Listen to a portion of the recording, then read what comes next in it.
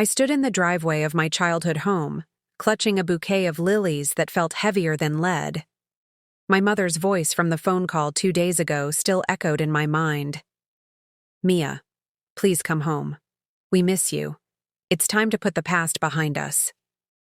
For 5 years, I was the ghost at the dinner table, the daughter who moved away and was whispered about in hushed, disappointed tones. But as the front door creaked open and I saw my mother's tearful smile, I felt a surge of hope so sharp it hurt. I thought I was finally being welcomed back into the heart of my family. I had no idea I was actually being recruited for a sacrifice. The house smelled exactly as I remembered: lavender floor wax and the faint, sweet scent of cinnamon. It's funny how a smell can bypass your brain and go straight to your heart, making you feel like a child again, vulnerable and desperate for approval. My father came out of the kitchen, wiping his hands on a dish towel. He didn't hug me, he was never a hugger, but he patted my shoulder and said, "You look good, Mia. A bit thin, but good." In the language of my family, that was practically a standing ovation. We sat in the living room, the good room where the plastic was still mentally on the furniture. My younger sister Chloe wasn't there yet. Chloe was the sun around which my parents' world orbited, while I was the difficult one, meaning I had boundaries and a career that took me 3 states away. Chloe was the delicate one. She was the one who needed constant shielding, constant funding, and constant forgiveness. "She's coming over for dinner tonight with her fiancé," my mother said, her eyes gleaming. "We wanted you here for the big announcement." I felt a warmth spread through my chest. Maybe this was it. Maybe they wanted me to be part of the wedding. Maybe they realized that life was too short for the Cold War we'd been fighting. I spent the afternoon helping my mother prep the roast, listening to her talk about how hard the last few years had been. She talked about my father's back pain and the rising costs of the house. I felt a twinge of guilt. I'd been so focused on my own life in the city, building my marketing firm, that I hadn't realized how much they were aging. "I'm sorry I haven't been around more," I whispered as I peeled potatoes. My mother paused, her knife hovering over a carrot. She looked at me with an intensity that I mistook for deep affection. "We know, honey. But you're here now. That's what matters. You've always been the strong one. The one we can rely on." I beamed. Being called the strong one used to feel like a burden, but today, it felt like a badge of honor. Dinner was a blur of forced cheer and clinking silverware. Chloe arrived late, as usual, draped in a silk wrap that probably cost more than my first car. Her fiancé, Bradley, was a polite, quiet guy who seemed slightly overwhelmed by the energy in the room. Chloe didn't apologize for being late. She just sat down and waited for my mother to bring her a plate. "So," Chloe said, flashing a diamond ring that caught the light of the chandelier. "The wedding is in June. We found the perfect venue. It's an estate in the valley. Very exclusive." "It sounds beautiful, Chloe," I said, genuinely trying to bridge the gap. "It is," she said, her eyes darting to my mother. "But there's a lot to organize, and Bradley and I, well, we've decided to move back to the area after the honeymoon. We want to be close to Mom and Dad." My parents looked like they'd won the lottery. This was their dream, having their golden child within arm's reach. "But there's a catch," my father said, his voice dropping into a serious register. He looked at me, and for the first time, I noticed he wasn't looking at me with love, but with calculation. "The house, Mia. It's too big for us to manage alone, and the mortgage it's becoming a lot. And Chloe needs a place to start her family while they save for a down payment."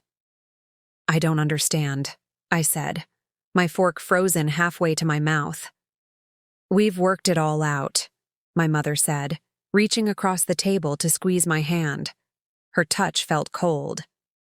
"We're going to build an ADU, a mother-in-law suite, in the backyard. We'll move into that. Chloe and Bradley will take the main house." "That sounds like a plan," I said slowly. "But why am I here for this? The silence that followed was heavy. Chloe took a sip of her wine, looking at the ceiling. "The construction for the suite," my father said, "and the remaining mortgage. It's about $200,000. We can't get a loan at our age, and Chloe is just starting out. But you, Mia, your business is doing so well. We saw your post about the new contract you signed." The air left the room. I felt like I had been punched in the solar plexus. "You want me to pay for Chloe's house?" "It's not Chloe's house," my mother corrected quickly. "It's the family home. You'd be investing in your heritage. And in exchange, well, we know you're lonely in that city. You could move your office into the basement. You'd be here to help us as we get older. You'd be the pillar of the family." "The pillar," I repeated. The word felt like a tombstone. "You didn't invite me home because you missed me. You invited me home because you looked at my bank account and saw a solution to Chloe's lifestyle." "Don't be dramatic, Mia," Chloe snapped. "You've always been so selfish with your money. You have no kids, no husband. What are you even saving it for? This is about Mom and Dad having a place to live." "No," I said, my voice trembling. "This is about Mom and Dad giving you the main house for free, while I pay for the privilege of living in their basement and being their full-time caregiver. You get the estate wedding and the 4-bedroom house, and I get the bills and the labor." My father slammed his hand on the table. "We raised you. We gave you everything. And now, when we finally ask for one thing in return, a way to keep this family together, you act like we're robbing you?" "You are robbing me," I said, standing up. My chair scraped harshly against the hardwood. "You're robbing me of the idea that you actually loved me for who I am, not for what I can provide." I walked out of the dining room, but I didn't go to the front door. I went to my old bedroom. I needed a moment to breathe, to realize that the walls I had spent my childhood dreaming of escaping were now closing in on me again. I sat on the edge of my twin bed. It was still covered in the same floral duvet from high school. I realized then that they had kept this room exactly the same, not out of nostalgia, but because they never expected me to grow beyond it. To them, I was still the reliable, sturdy workhorse who would eventually come back to the stable. I heard footsteps in the hallway. It was my mother. She didn't knock. She never did. She sat down next to me and sighed. "Mia, look, I know it sounds like a lot, but Chloe isn't like you. She's fragile.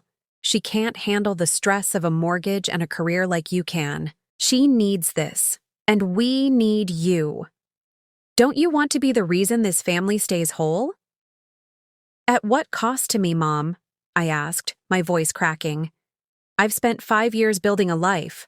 I have friends, a business, a home I love. You want me to liquidate everything to fund a life for Chloe that she hasn't earned?"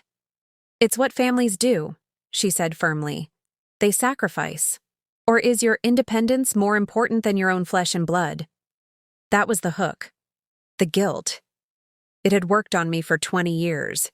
It was the reason I did Chloe's homework in middle school. It was the reason I stayed home for college instead of going to my dream school.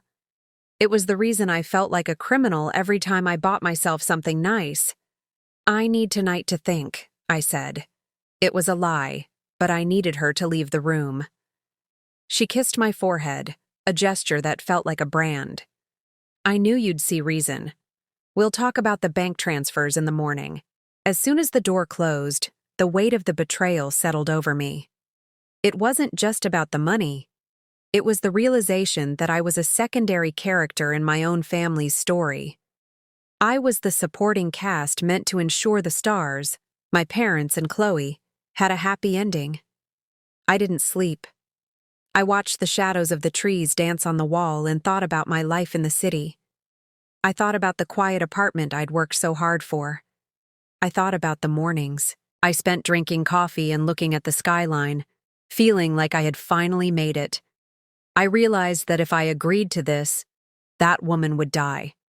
She would be replaced by a bitter, tired version of myself who spent her weekends mowing Chloe's lawn and her evenings listening to my parents complain about their gout.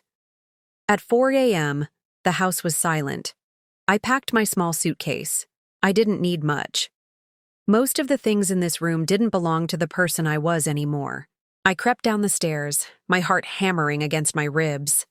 I felt like a thief, which was absurd because I was the only person in this house who wasn't trying to steal something. I reached the kitchen and saw the big announcement bottle of champagne sitting on the counter, half empty. Next to it was a notebook where my father had already started scratching out figures. My name was at the top of a column, followed by a list of numbers. Mia's savings, Mia's monthly contribution, Mia's responsibility. I picked up a pen and wrote one single sentence at the bottom of his list. I walked out the front door and into the cool, pre-dawn air. The lilies I had brought were still sitting in a vase by the door, already starting to wilt. I left them there. I got into my car and started the engine. As I backed out of the driveway, I looked at the house in the rearview mirror. It didn't look like a sanctuary anymore. It looked like a trap. I drove for 3 hours before I pulled into a diner for coffee. My phone began to blow up around 8 a.m. First, a text from my mother. "Mia, where are you? We're waiting for breakfast." Then, a call from my father. I let it go to voicemail. Then, the inevitable explosion from Chloe. "Are you seriously doing this right now? You are so incredibly selfish. Mom is crying. You've ruined everything. How could you just leave when we need you?" I sat in that vinyl booth, watching the steam rise from my coffee, and I felt something I hadn't felt in years. I felt light. The guilt that had been a permanent backpack for 3 decades had finally fallen off. I opened the voicemail from my father. His voice wasn't filled with worry. It was filled with rage. "You come back here and finish this conversation, Mia? You owe us. You think you can just walk away from your family?" I deleted the message. I didn't owe them my life. I had already given them my childhood, my adolescence, and my early 20s. The debt was paid in full. I realized then that the strong one isn't the one who carries everyone else's burdens. The strong one is the person who has the courage to say no when love is being used as a ransom. I thought about the note I left on my father's list of calculations. It was simple, but it was the most honest thing I had ever said to them. I typed a final text into the family group chat. "I am not an insurance policy. I am not a retirement plan. And I am certainly not a bank. I am your daughter. But if you can't see me without seeing a $sign, then you don't have a daughter at all. Do not call me again until you are ready to apologize. Not for the money, but for the fact that you never actually wanted me home. You just wanted my help." I blocked their numbers. All of them. The drive back to my city was the most beautiful drive of my life. The sun came up over the highway, turning the world gold. For the first time, I wasn't running away from home. I was driving toward it. When I finally reached my apartment, I walked inside and locked the door. The silence was magnificent. No demands, no expectations, no fragile sisters to prop up. Just me. I went to my desk and opened my laptop. I had a business to run, a life to live, and a future that belonged entirely to me. I looked at the note I had left on my father's kitchen table, the words still etched in my mind. "You taught me to be strong enough to take care of everyone. You forgot that eventually, I'd be strong enough to take care of myself." I poured a glass of water, sat by the window, and watched the city come alive. I was alone, but for the first time in my life, I wasn't lonely. I was free. And that was worth more than any family home could ever be. I learned a hard lesson that weekend. Some people don't want you in their lives because they love you. They want you there because you make their lives easier. And the moment you stop being a convenience, you become a villain. I'm okay with being the villain in their story, as long as I am the hero in my own.